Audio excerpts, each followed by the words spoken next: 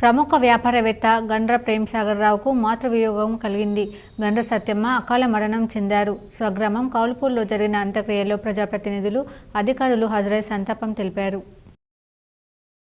స్వాతంత్ర పోరాటాన్ని, స్వాతంత్ర సమరయోధులను స్మరించుకోవడం నేటి యువతకు చాలా అవసరమని నిజామాబాద్ మున్సిపాలిటీ మేయర్ నీతూ కిరణ్ సూచించారు. కామారెడ్డి జిల్లా కేంద్రంలోని ఇందిరాగాంధీ స్టేడియంలో స్వాతంత్ర దినోత్సవ వేడుకల ఏర్పాట్లను మంగళవారం జిల్లా కలెక్టర్ ఆశీష్ సమన్ పరిశీలించారు. సీజనల్ వ్యాధులపై మండల ప్రజలు అప్రమత్తంగా ఉండాలని సిరికొండల మండల వైద్యాధికారి డాక్టర్ అరవింద్ సూచించారు.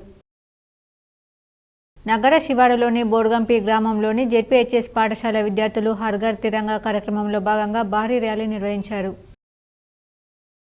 నిజామాబాద్లో సెంట్రల్ బ్యూరో ఆఫ్ కమ్యూనికేషన్ ఆధ్వర్యంలో ఆగస్టు 13 నుంచి 14వ తేదీ వరకు తెలుగు స్వాతంత్ర సమరయోధులపై ఛాయాచిత్ర ప్రదర్శన నిర్వహిస్తున్నామని CBC field publicity officer Dharma Nayak తెలిపారు.